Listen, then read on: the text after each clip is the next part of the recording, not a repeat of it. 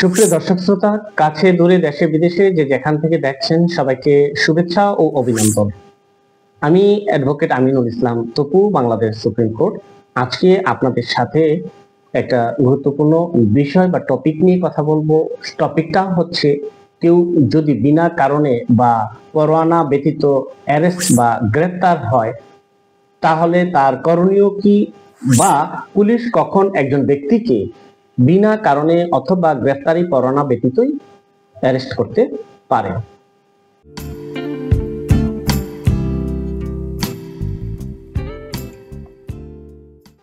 Welcome back. আমি আর কথা না বাড়িয়ে আমাদের মূল আলোচনায় যেতে চাই। পুলিশ অফিসার কর্তৃক কোনো ব্যক্তি বিনা কারণে অথবা বিনা ওয়ারেন্টে বিনা পরোয়ানায় গ্রেফতার হতে পারে।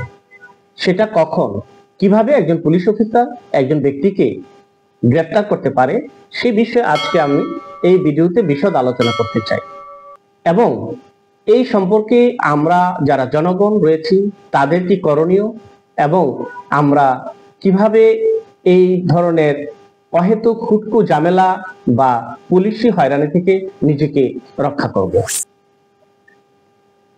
পুলিশ ফৌজদারি কার্যবিধির 54 ধারা মোতাবেক 9টা কারণে বিনা ওয়ারেন্টে আপনাকে অ্যারেস্ট করতে পারবে।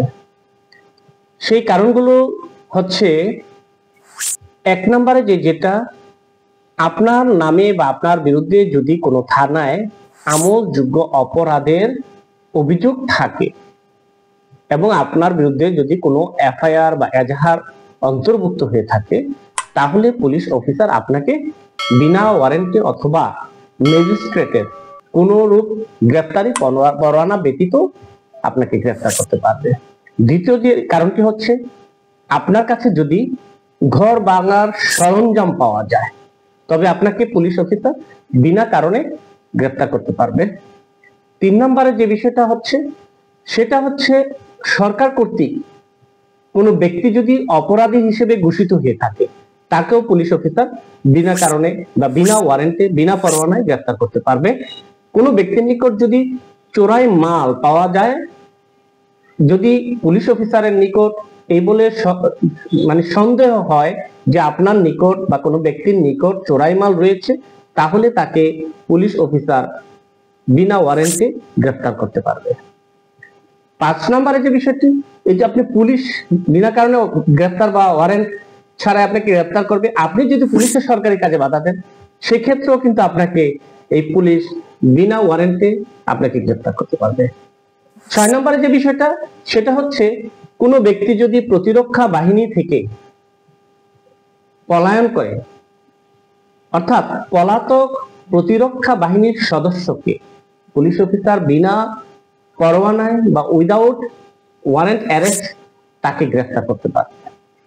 7 নম্বরে যে জিনিসটা রয়েছে, বাংলাদেশের অভ্যন্তরে যে কাজটা করলে দণ্ডযোগ্য অপরাধ হইতো, দেশের বাইরে তদ্রূপ কার্য সংগঠিত করে কেউ যদি বাংলাদেশে আসে বা অবস্থান করে, তাকেও পুলিশ বিনা ওয়ারেন্টে বা বিনা পরোয়ানায় গ্রেফতার করতে পারবে। 8 নম্বরে যে বিষয়টা, মুক্তিপ্রাপ্ত কোনো আসামি মুক্তি পেয়ে সে যদি আবার পুনরায় কার্যবিধির 565(3) ধারায় তৈরি কোনো নিয়মকে সে ভঙ্গ করে। 9 নম্বরে যে বিষয়টা, আপনার বিরুদ্ধে অন্য কোনো থানার পুলিশ অফিসার বা অন্য কোনো পুলিশ কর্মকর্তা থেকে, আপনি যে থানায় বসবাস করছেন বা আপনি যে স্থানে আছেন, ওই থানার বা ওই স্থানের কোনো পুলিশ সদস্যকে অন্য কোনো পুলিশ সদস্য যদি অনুরোধ করে যে এই আসামিটিকে ধরা হোক, কারণ তিনি আমলযোগ্য বা কোনো অপরাধের সাথে জড়িত এবং তদ্রূপ কোনো প্রমাণ ওই পুলিশ অফিসার বর্তমানে বা আপনি যেই পুলিশ অফিসারের সামনে ধৃত আছেন তাকে সন্তুষ্ট করতে পারে, তাহলেও এই পুলিশ কর্মকর্তা আপনাকে বিনা ওয়ারেন্টে বা বিনা গ্রেফতারি পরোয়ানায় অ্যারেস্ট করতে পারবে। তো এই ধরনের অ্যারেস্ট বা গ্রেফতার থেকে কিভাবে রক্ষা করবেন, এই বিষয়টাকে আপনাকে জানতে হবে। যখন আপনি তৎক্ষণাৎ অ্যারেস্ট হয়ে যাবেন, গ্রেফতার হয়ে যাবেন, আপনার পরিবারের কোনো সদস্য জানলো না। আপনাকে প্রথমে এই পুলিশ কর্মকর্তা তাদের হাজতে নিয়ে যাবে, থানার হাজতে রাখবে। তখন আপনি তাদেরকে বলবেন যে আমার পরিবারকে আমার গ্রেফতারের বিষয়টা জানানো হোক, অথবা আপনি ওই পুলিশ কর্মকর্তার নিকট জানতে পারেন আমাকে কি কারণে বা কোন মামলায় বা কোন অপরাধে গ্রেফতার করা হয়েছে, এই বিষয়টি আপনি তার কাছে জিজ্ঞাসা করতে পারবেন। যদি সে তথ্য না দিয়ে থাকে, সেটা পরবর্তীতে তার দায়িত্ব, যে পুলিশ অফিসার, যে থানার কর্মকর্তা আপনাকে অ্যারেস্ট করে থানায় নিয়ে গেল, তার দায়িত্ব হচ্ছে কোনো আসামিকে অ্যারেস্ট করার 24 ঘন্টার মধ্যে নিকটস্থ ম্যাজিস্ট্রেটের নিকট আপনাকে উপস্থাপন করা।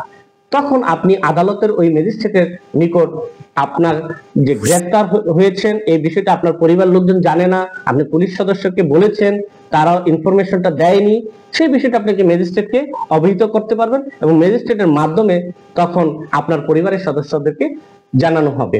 আপনি তৎক্ষণাৎ অ্যারেস্ট হয়েছেন, আপনার পক্ষে জামিনের দরখাস্ত দাখিল করবে এরকম কোনো আইনজীবী তখন থাকবে না, যদি না আপনার পরিবারের কোনো সদস্য জানেন। আর যদি আপনি কোনো আইনজীবীর সহায়তা পেতে চান, অবশ্যই আপনার পরিবারের মাধ্যমে আপনাকে আইনি সহায়তা নিতে হবে। নচেত আপনি গ্রেফতারকৃত অবস্থায় আপনি কারোর সাথে যোগাযোগ, বাইরে কোনো আইনজীবীর সাথে কথাবার্তা বলারও সুযোগ পাবেন না। তো এই বিষয়টা যখন আদালতকে বা ম্যাজিস্ট্রেটকে মেনশন করবেন, ম্যাজিস্ট্রেট আপনার পরিবারকে জানানোর বিষয়ে পদক্ষেপ গ্রহণ করবে। তো বিষয়টা আশা করি বুঝতে পেরেছেন। যদি এই ভিডিওটি আপনাদের ভালো লেগে থাকে, অবশ্যই কমেন্ট বক্সে কমেন্ট করে জানাবেন, এবং শেয়ার করে অন্যদেরকে দেখার সুযোগ করে দেবেন। এবং যদি আমার চ্যানেলটি এখনো কেউ সাবস্ক্রাইব করে না থাকেন, দয়া করে সাবস্ক্রাইব করবেন।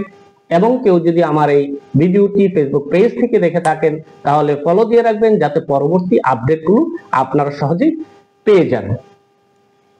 তারপরেও যদি কেউ আমাদের আইনি সহযোগিতার প্রয়োজন মনে করেন, আমাদের ডেসক্রিপশন বক্সে দেওয়া হোয়াটসঅ্যাপ নাম্বার অথবা ইমেল অ্যাড্রেসে হোয়াটসঅ্যাপ করে at the same time email করে আমাদের সাথে অ্যাপয়েন্টমেন্ট বুক করে আমাদের সার্ভিসটি নিতে পারবেন।